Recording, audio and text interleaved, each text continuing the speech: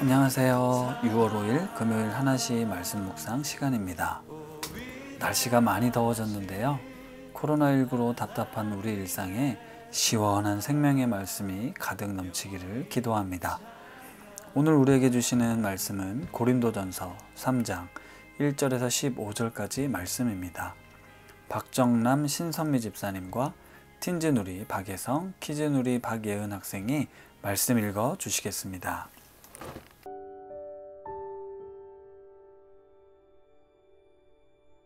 형제들아, 내가 신령한 자들을 대함과 같이 너희에게 말할 수 없어서 육신에 속한 자 곧 그리스도 안에서 어린 아이들을 대함과 같이 하노라. 내가 너희를 젖으로 먹이고 밥으로 아니하였노니 이는 너희가 감당하지 못하였음이거니와 지금도 못하니라. 너희는 아직도 육신에 속한 자로다. 너희 가운데 시기와 분쟁이 있으니 어찌 육신에 속하여 사람을 따라 행함이 아니리요. 어떤 이는 말하되 나는 바울에게라 하고 다른 이는 나는 아볼로에게라 하니 너희가 육의 사람이 아니리요. 그런즉 아볼로는 무엇이며 바울은 무엇이냐? 그들은 주께서 각각 주신 대로 너희로 하여금 믿게 한 사역자들이니라. 나는 심었고 아볼로는 물을 주었으되 오직 하나님께서 자라나게 하셨으니 그런즉 심는 이나 물 주는 이는 아무것도 아니로되 오직 자라게 하시는 이는 하나님뿐이니라. 심는 이와 물 주는 이는 한 가지이나 각각 자기가 일한 대로 자기의 상을 받으리라. 우리는 하나님의 동역자들이요 너희는 하나님의 밭이요 하나님의 집이니라. 내게 주신 하나님의 은혜를 따라 내가 지혜로운 건축자와 같이 터를 닦아 둠에 따른 이가 그 위에 세우나 그러나 각각 어떻게 그 위에 세울까를 조심할지니라. 이 닦아둔 것 외에 능히 다른 터를 닦아둘 자가 없으니 이 터는 곧 예수 그리스도리라. 만일 누구든지 금이나 은이나 보석이나 나무나 풀이나 짚으로 이 터 위에 세우면 각 사람의 공적이 나타날 터인데 그날이 공적을 밝히리니 이는 불로 나타내고 그 불이 각 사람 공적이 어떠한 것을 시험할 것임이라. 만일 누구든지 그 위에 세운 공적이 그대로 있으면 상을 받고 누구든지 그 공적이 불타면 해를 받으리니 그러나 자신은 구원을 받되 불 가운데서 받은 것 같으리라. 아멘.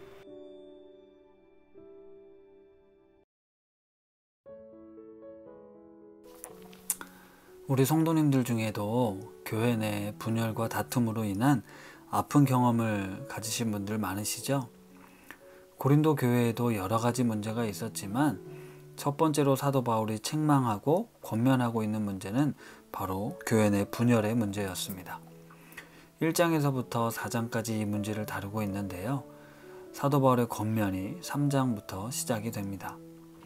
1장과 2장을 통해서 십자가의 도가 하나님의 능력이 되고 약한 자들을 통해 강한 자를 부끄럽게 하신 하나님을 이야기하며 복음은 성령의 도우심으로 깨달을 수 있다는 말씀을 해주셨습니다.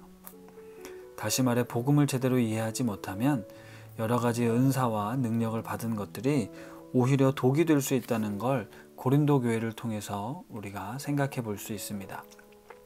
무슨 말인가 하면 고린도 교인들은 성령의 은사를 풍성히 받았고 그로 인해 자신이 마치 특별한 능력이 있고 영적인 존재라는 교만함에 빠져서 십자가가 가지고 있는 죽음을 통한 생명, 약해짐을 통해 능력이 나타나는 기독교의 진리를 깨닫지 못했습니다. 그러다 보니 교회 공동체를 섬기기 위해 주어진 은사를 가지고 나와 다른 사람을 구별하고 차별하며 우월감을 과시하는 용도로 사용하게 된 것이죠. 우리는 하나님 앞에서 그 어떤 것도 자랑할 수 없는 죄인들일 뿐 아니라 하나님 보시기에는 나와 너가 다를 바 없는 존재들입니다. 그런데도 그 안에서 내가 너보다는 조금 더 낫다, 너보단 믿음이 좋다라는 걸 과시하려고 그로 인해 불필요한 경쟁과 분열과 다툼이 일어나게 되죠. 사도 바울은 시기와 분쟁을 일삼는 고린도 교회 성도들을 향해 육신에 속한 자라고 이야기합니다. 나는 바울파야, 아볼로파야, 게바파야, 그리스도파야. 이렇게 자신들이 세력으로 당을 짓고 구별하던 그런 모습이 교회에 있었는데요. 이로 인해 교회는 큰 어려움에 빠지게 되었습니다. 우리 높은 뜻 교회의 철학은 하나님이 주인 되시는 교회입니다. 하나님께서 우리 높은 뜻 우신교회의 주인이 되십니다. 목사에 의해서나 장로에 의해서 좌지우지 되어서는 안 됩니다. 돈이 많은 사람들의 의견에 따라 움직여져서도 안 되고 사회적인 권력과 지위를 이용한 판단이 흐려져서도 안 됩니다. 우리 교회가 오직 하나님만을 주인 삼고 성도된 우리들은 하나님 앞에 늘 겸손하게 자비와 은혜를 구하며 몸된 교회를 섬기고 서로 사랑하며 돌아볼 수 있는 교회가 되기를 기도합니다. 심는 자와 물 주는 이는 아무것도 아니라라는 바울의 고백이 나의 고백이 되고 우리의 고백이 되기를 원합니다. 일이 잘 되면 그 영광을 내가 취하고 일이 잘 되지 않으면 하나님께 탓을 돌리거나 다른 사람과 상황을 핑계로 대는 경우가 많습니다. 하나님의 목적이 결과가 아니라 과정이라는 말씀을 드렸었는데요. 우리는 오늘 이곳에서 내가 해야 할 몫을 감당하며 살아가야 합니다. 대가를 바라고 알아주기를 바라는 건 그 목적이 하나님이 아니라 결국 나에게 있기 때문에 생기는 일들입니다. 교회는 예수님을 머리로 하는 각 지체들이 유기적으로 연결된 공동체로 서로의 다름을 인정하고 역할과 책임을 다하며 한 몸을 이루어가는 것, 이것을 하나님께서 바라십니다. 교회의 주인이 하나님이시고 하나님께서 바라시는 모습이 그러하다면 함께 연합하여 세워져 가는 것이 진정한 교회의 모습이 될 것입니다. 그래서 11절은 교회의 터를 예수 그리스도라고 이야기하는데요. 그 터 위에 각자가 집을 세워가는 것이 신앙입니다. 예수 그리스도라는 터 위에 금이나 은이나 보석, 그리고 나무나 풀이나 짚으로 집을 지어가는데 집을 짓는 재료가 중요한 것이 아니라 마지막 하나님의 불과 같은 평가에 살아남는 것이 중요함을 말씀하십니다. 이 모든 평가가 하나님께로부터 오게 되는데요. 우리가 서로를 향해 금이냐 은이냐를 따지기보다 함께 하나님의 나라, 하나님의 교회를 세워져 갈 수 있기를 원합니다. 그리고 믿음이 연약한 자를 먼저 배려하고 돌아볼 수 있는 그런 공동체가 되기를 바라며 우리 안에 분열과 다툼보다 사랑과 성령 안에서 하나 되는 그런 우신 가족들 되기를 간절히 바랍니다. 말씀을 생각하며 함께 기도하겠습니다.